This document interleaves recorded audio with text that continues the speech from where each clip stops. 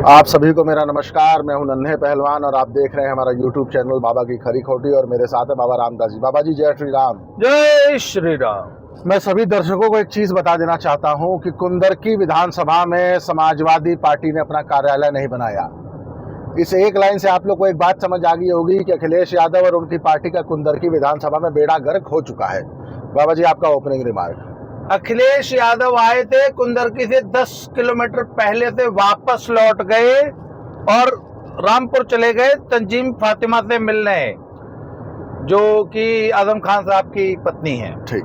उसके बाद नेक्स्ट चीज आपको और बता दूं कि पिछली वीडियोस में आपने हमारी देख ही लिया है, दोनों वीडियोस में, कि कैसे आम मुसलमान, वर्किंग क्लास मुसलमान मोदी और योगी जी की स्कीम्स से, स्पेशली जो मोदी जी का वो नारा था ना, सबका साथ सबका विकास है, उससे कुछ ज़्यादा ही खुश है।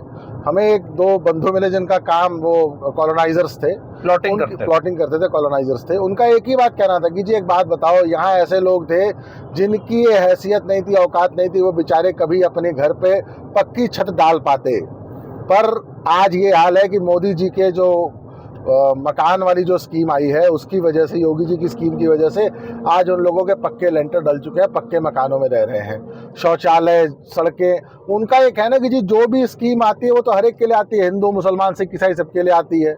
तो आप सिंपल सी एक बात समझिए ना कि आम वर्किंग क्लास मुसलमान, लोअर मिडिल क्लास या अपर क्लास जो बिजनेसमैन मुसलमान है, उसका तो ये कहना है कि जी हमारी योगी जी से कोई प्रॉब्लम ही नहीं है। प्रॉब्लम है बदमाशों को, माफियाओं को, गुंडों को। उस आदमी ने एक बात की, आपने वीडियो में देखा होगा कि आप यहाँ जहाँ बैठे हो जी, ये आउटस्कर्ट्स हैं कुंदरकी के, ये जंगल हुआ करते थे। आज आप हाल देखोगे, आप यहाँ आराम से रात को 9 बजे तक बैठो, कोई गुंडा माफिया, कोई वसूली नहीं, कोई कुछ नहीं। उसकी बातों से एक बात समझ आ रही है कि आज अगर एक मिडिल क्लास आदमी, एक बिजनेसमैन अगर कोई बिजनेस कर रहा है, कोई बिजनेस कंडक्ट कर रहा है, तो किसी गुंडे माफिया की हिम्मत नहीं कि उसको फोन करके 2 रुपए की वसूली कर ले या उससे ये कह देगा यहाँ तू प्लॉटिंग कैसे कर रहा है।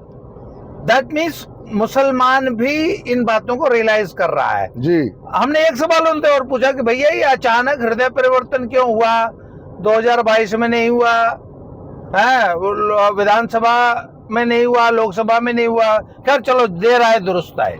उसमें एक और बात है, 2000 ये जो 24 का उपचुनाव है और अगले 2.5 साल रामवीर सिंह जी इस अपनी विधानसभा में कैसा विकास कार्य करते हैं, वो नींव रखेगा 2027 में कुंदरकी विधानसभा के इलेक्शंस का और 2029 में संभल का। संभल जीत सकती है भाजपा अगले 2.5 साल के कार्यकाल से, अगर रामवीर सिंह जी और योगी शासन ने कुंदरकी में वो कार्य किए जो यहाँ आम लोगों की प्रॉब्लम है। जैसे एक लड़का मिला था, यंग लड़का था, वो कहता जी पॉलिटेक्निक कॉलेज, इंजीनियरिंग कॉलेज, कोई डिग्री कॉलेज, कोई मेडिकल कॉलेज, कोई बढ़िया, वो छोड़ो यार, वो छोड़ो। कुंदरकी में हम शहर में रहे 1 घंटा जी, नालियां बजबजा रही थी, सड़कें टूटी हुई और अच्छा खासा कस्बा है, अच्छा खासा। और यही हाजी रिजवान जो आज सपा से लड़ रहा है, 4 बार विधायक रह चुका है, और एक बार बीच में बर्क साहब का पोता, और एक बार बर्क साहब का पोता, वो Shafiqur Ziaur Rahman Barq. Now the question arises, चलिए साहब ये हुआ, चलो विकास नहीं हुआ, मुसलमान को भी विकास चाहिए, वो बातें अलग है। हम आज इस टॉपिक पे कुछ और डिस्कस करेंगे इस वीडियो में।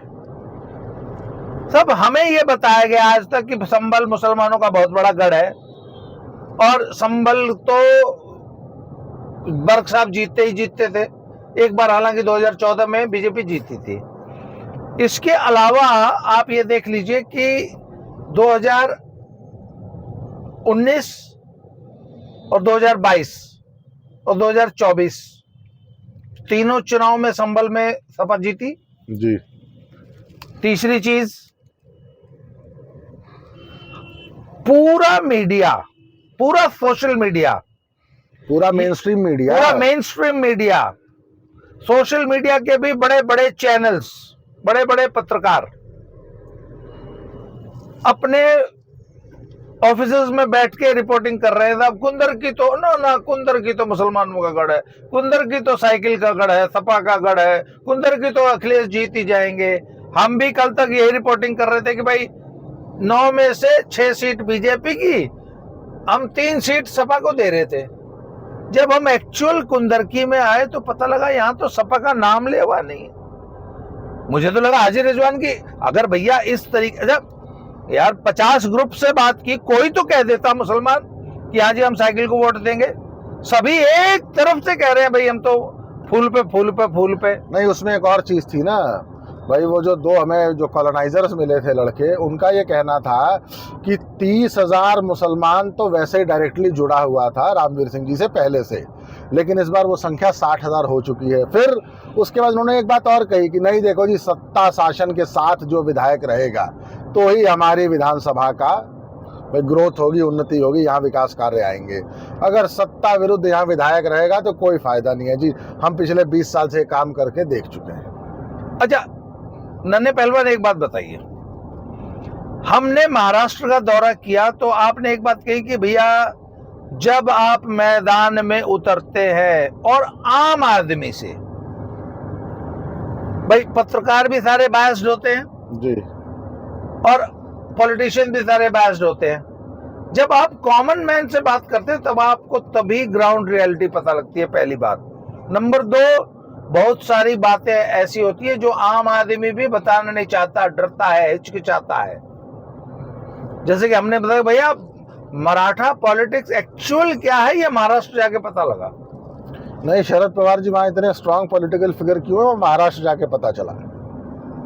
उसी तरह यूपी में जब हम आए तो हमने कल मीरापुर में माहौल देखा, आज कुंदरकी में भाई, अच्छा मीरापुर भी बहुत तगड़ी मुस्लिम बहुल सीट है और वहां का मुसलमान, मान लीजिए चंद्रशेखर आजाद वो जो मुसलमानों के आपसे खींचतान में 2 जगह बंटता हुआ दिखाई दे रहा था, पर मुसलमान बीजेपी को वोट नहीं कर रहा था मीरापुर का। मीरापुर में तो वो मिथिलेश पाल जी, चूंकि जाट बहुल इलाका है, 40,000 जाटों का वोट है और रालोद की सीट थी तो चलो जयंत जी प्रचार कर रहे थे। परंतु भैया कुंदरकी आके तो बिल्कुल आई ओपनिंग, अचानक अप्रत्याशित रिजल्ट पता लगा ना हमें एक्चुअल माहौल पता चला कि इस तरह मुसलमान भी बीजेपी को सपोर्ट कर सकता है। मैं तो एक बात से हैरान हूँ कि अखिलेश भैया जितना जोर महाराष्ट्र जाके लगा रहे थे उसका 1/4 कुंदरकी में लगा लेते तो जमीन नीचे थी पैरों के उनके, जो खिसक गई। नहीं, अच्छा एक चीज और बताओ, क्या चलिए ये तो उपचुनाव है कुंदरकी का जी, अगर चौधरी रामवीर वाकई जीतते हैं और 2-2.5 साल का उनके पास समय बचेगा, 2-2.5 साल ठीक ठाक पीरियड होता है, 2 साल तो कम से कम, और योगी सरकार अगर कुंदरकी एरिया में ठीक ठाक विकास कार्य करती है, क्योंकि कुंदरकी वाकई विकास मांग रहा है भाई, ये तो मानना पड़ेगा। कुंदरकी की गलियां, सड़कें, नालियां गंदी, टूटी हुई सड़कें। महाराज जी 27 महीने का समय है, 27 महीने में तो 600-700 किलोमीटर एक्सप्रेसवे बन जाता है, 6 लेन। तो अगर ठाकुर रामवीर परफॉर्म करते हैं, बीजेपी गवर्नमेंट परफॉर्म करती है, तो आपको लगता है कि ये जो ट्रेंड है मुसलमानों का बीजेपी की तरफ मुड़ना, ये क्या अगले लोकसभा चुनाव में संभल में या 2027 के विधानसभा चुनाव में अखिलेश के लिए आप इसको एक क्या खतरे की घंटी मानते हैं? मैं अखिलेश यादव से ये अपील करूंगा कि प्लीज़ वो कोई नया बिजनेस ढूंढ लें। अब उनके हाथ से यूपी की सत्ता, जैसे हरियाणा से कांग्रेस साफ हुई ना, 2027 में उत्तर प्रदेश से अखिलेश यादव साफ हो जाएंगे। कोई नया बिजनेस, कोई नया प्रोफेशन नहीं, ये कुंदरकी का जो रिजल्ट है ये एक वन ऑफ इंसिडेंट मान ले इसको, या एक कुंदरकी वो पहली सीढ़ी होगी मुसलमानों के लिए भाजपा की छत पे चढ़ने की। भाजपा की गोदी में बैठने में कुंदरकी बहुत बड़ा, मतलब जो जिसे कहते हैं ना स्टार्टिंग पॉइंट है, कुंदरकी मतलब मुसलमानों की आंख खोल देगी कि नहीं भाई, अगर कुंदरकी में सच में विकास कार्य होता है जो कुंदरकी उम्मीद कर रहा है, तो आप देख लीजिएगा कि 2027 में एक मोटा चंक मुसलमानों का मुस्लिम बहुल बेल्ट्स में से बीजेपी को मिलता दिखेगा। और अलार्मिंग सिचुएशन है ये राहुल गांधी, इंडिया अलायंस, बसपा और समाजवादी पार्टी के लिए, क्योंकि जो ट्रेंड था वो बड़ा व्यापक था।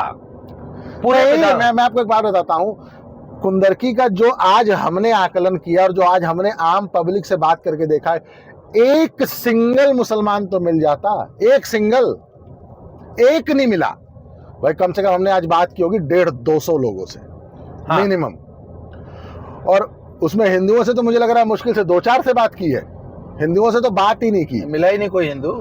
बात ही सिर्फ मुसलमानों हम से तो की है। रैंडम रोड पे 4 आदमी देख के रुक जाते थे, एक वो जो गाय के लिए चारा लेके जा रहे थे वो एकमात्र हिंदू भाई मिले थे, कोई सिंह साहब थे। हाँ।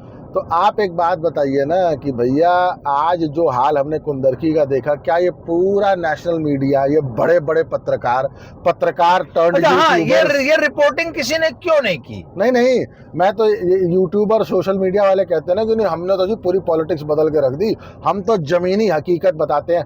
जरा हमारे अलावा कुंदरकी की जमीनी हकीकत और किस यूट्यूब चैनल ने बताई, जरा हमें बताइए। नहीं, एक मिनट, वहां पे अनुपम मिश्रा जी ने जयपुर डायलॉग्स में बहुत अच्छी बात कही थी कि इस बार कुंदरकी बड़े आश्चर्यजनक रिजल्ट देगी। कल जब मैंने कहा कि नहीं भैया कुंदरकी में भी कांटे की लड़ाई है, तो बहुत सारे लोगों ने नीचे कमेंट किया। उसमें से कुछ लोग, शायद कुंदरकी का रहने वाला कोई नहीं था, पर अगल बगल के लोगों ने कहा नहीं सर कुंदरकी मुश्किल है, कुंदरकी नहीं। वो लोग कभी आए नहीं थे। हाँ, असल में आप कुंदरकी आए नहीं थे, आज कुंदरकी आके हमें जमीनी हकीकत पता चली। तो मैं अपने सभी दर्शकों से अपील करूंगा कि जो है ग्राउंड रिपोर्टिंग को देखिए, ग्राउंड रिपोर्टिंग पे विश्वास कीजिए, हमारी इस यात्रा को सपोर्ट कीजिए, क्योंकि लगातार गाड़ी लेके चलना रोड पे, और अभी हम लोग 14-15 दिन महाराष्ट्र लगा के आए हैं और अभी यूपी में घूम रहे हैं, तो भैया इट्स वेरी एक्सपेंसिव। हमें आपके सपोर्ट की सख्त ज़रूरत है, आपके सपोर्ट से ही। और देखिए, ज़मीन पे तो उतरना पड़ेगा, ज़मीन पे उतरे बिना रिपोर्टिंग हो नहीं सकती। आपको ज़मीनी हकीकत पता ही नहीं लगती जब तक आप ज़मीन पे नहीं उतरते। इसलिए हमें इस यात्रा में सपोर्ट कीजिए, और आपके सपोर्ट से ही हम भविष्य में भी इस प्रकार की आपको ज़मीनी सच्चाइयाँ बता पाएंगे। आज के लिए इस वीडियो में इतना ही, अगले वीडियो में फिर किसी नई रिपोर्ट के साथ फिर मिलते हैं। Thank you very much. जय श्री राम। सारी डिटेल्स, अपनी बैंक डिटेल्स मैं अपने डिस्क्रिप्शन बॉक्स में डाल रहा हूँ। Please support us. Thank you very much.